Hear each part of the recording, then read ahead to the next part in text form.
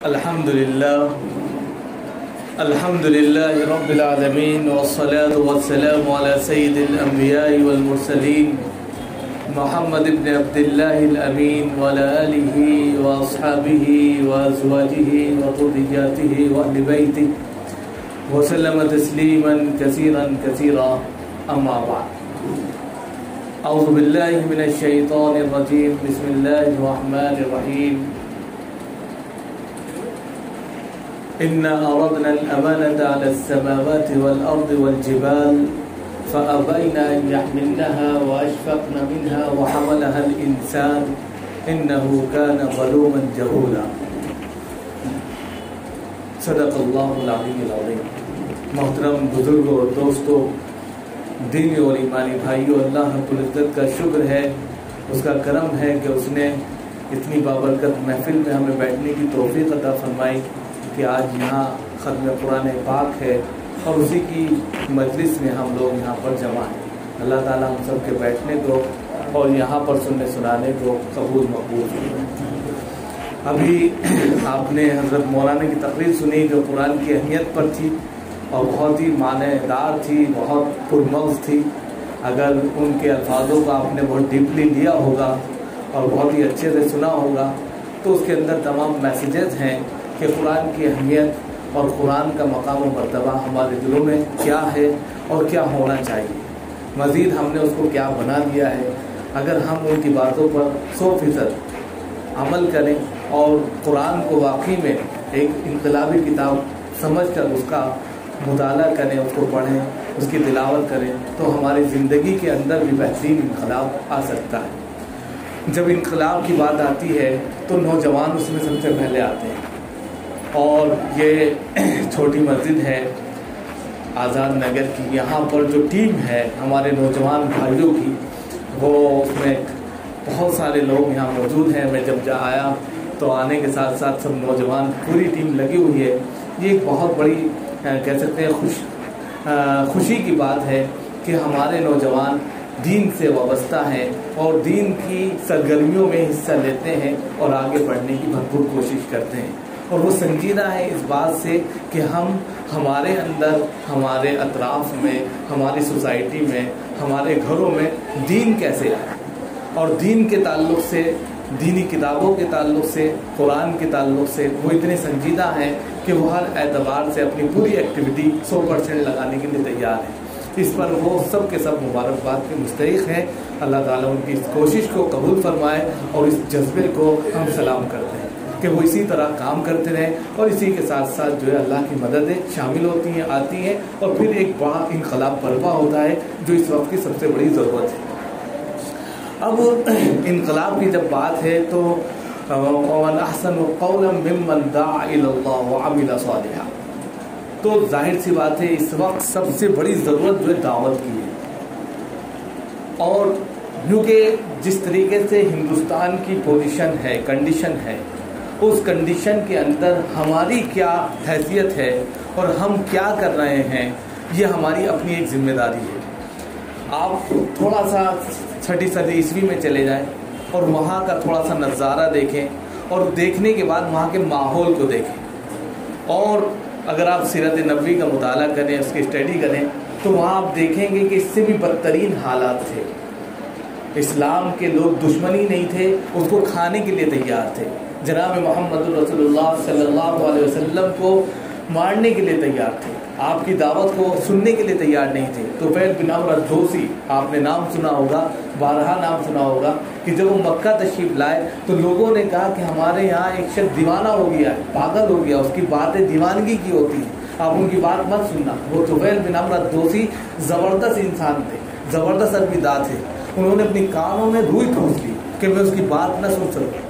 کہتے ہیں کہ جب انہوں نے قرآن کریم کو سنا، ان کے کلام کو سنا تو کہتے ہیں کہ تمہارا ستیہ ناش ہو، اتنے اچھے کلام سے مجھے روک دیا اور پھر پورا دل اور دماغ، اپنی پوری جان، اپنا سب کچھ لٹا دیا جناب محمد رسول اللہ صلی اللہ علیہ وسلم. تو قرآن نے ان کی دولت، ان کے سسٹم کو، ان کے تمام چیزوں کو بدل دیا اور جیسے ہی بدلا اور اسی کے ساتھ ساتھ جو ہے پھر تمام کی تمام چیزیں باہر پلٹنا شروع ہو گئی. اب یہیں سے آپ دیکھیں کہ وہ لوگ جو مکہ کے اندر جناب محمد رسول اللہ صلی اللہ علیہ وسلم کی جان کے دشمن تھے اور ان کو مارنے کے در پر تھے، مسلمانوں کو قبول نہیں کر رہے تھے، ان کو ہجرت کرنی پڑی، حبشہ گئے، حبشہ میں انہوں نے پریشان کیا، مدینہ المنورہ پہنچے، وہاں پر کسی طرح ٹیم بنی۔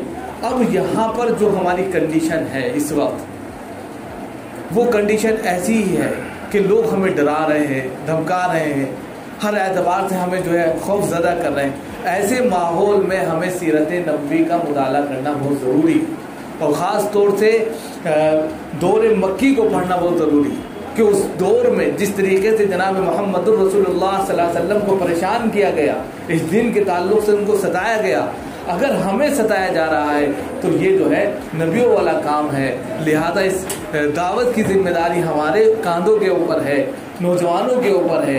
اب یہ جب ذمہ داری نوجوانوں کے اوپر ڈالی گئی ہے، اگر اس راستے میں کچھ ہمیں پریشانی جھیلنی پڑتی ہے یا کچھ پریشانیاں اٹھانی پڑتی ہے، مسائل برداشت کرنے پڑتے ہیں، تو اس کا ثواب وہی ملے گا جو اس وقت جناب محمد رسول اللہ صلی اللہ علیہ وسلم کو اور ان کے ساتھیوں کو ستانے پر مل رہا تھا۔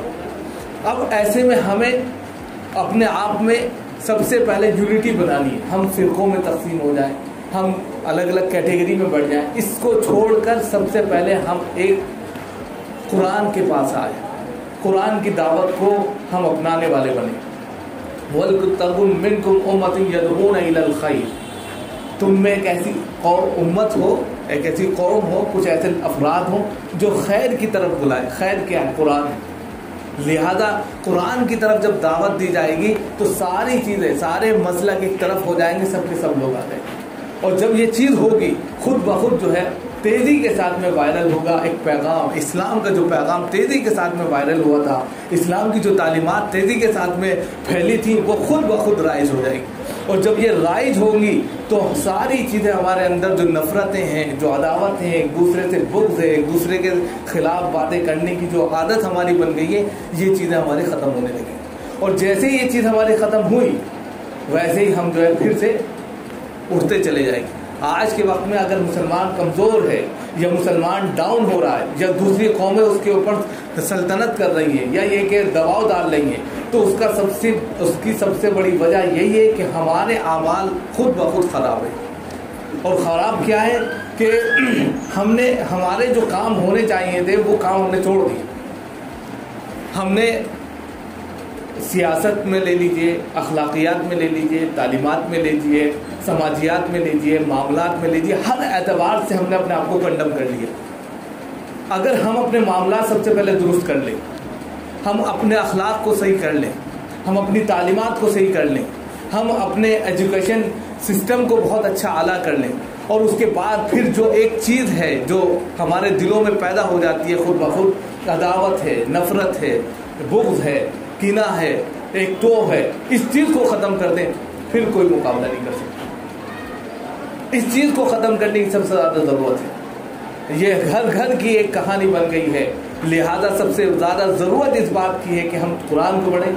یا ایھا الذین آمنوا اجتنبوا کثیرا من الظن ان بعض الظن اثم ولا تجسسوا ولا یغتب بعضکم بعضا ایحب احدکم ان یاکل لحم اخیہ میتا فکرہتموہ۔ قرآن ہمارے سامنے صاف میسج دے رہا ہے کہ کسی کی توہ میں مت لگو، کسی کے پیٹھ پیچھے برائی مت کرو، کسی سے حسد مت کرو، کسی سے جلن مت کرو، کسی سے عداوت اور دشمنی مت کرو۔ کونوا عباد اللہ اخوانا، اللہ کے بندے ہو، بھائی بھائی بن جاؤ۔ یا ایھا الناس انا خلقناکم من ذکر وانثی وجعلناکم شعوبا وقبائل لتعارفوا ان اکرمکم عند اللہ اتقاکم۔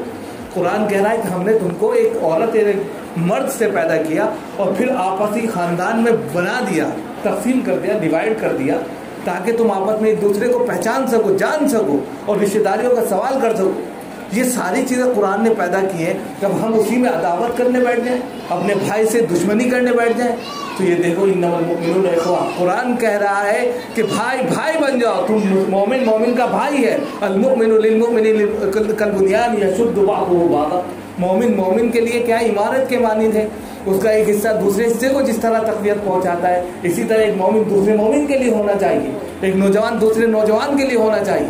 آج ہمیں اسی چیز کی ضرورت ہے. اگر ہمیں اپنی پوزیشن کو مضبوط کرنا ہے, اپنے اتحاد اور یونٹی کو مضبوط کرنا ہے, تو سب سے پہلے ہم ان برائیوں کو ختم کر کے اپنے تعلیمی سسٹم کو, اپنے معاملات کو, اپنے اخلاقیات کو بلند کریں. اور جب یہ چیز ہوگی, خود بخود جو لوگ نعرہ لگا رہے ہیں یا یہ کہ جو دوسری کیٹیگری کے لوگ ہیں جو سیاست کھیل رہے ہیں اور ہر اعتبار سے مسلمانوں کو نیچا کرنے یا مسلمانوں کو مٹانے کی بات کر رہے ہیں, وہ خود ہی خائف ہو جائیں.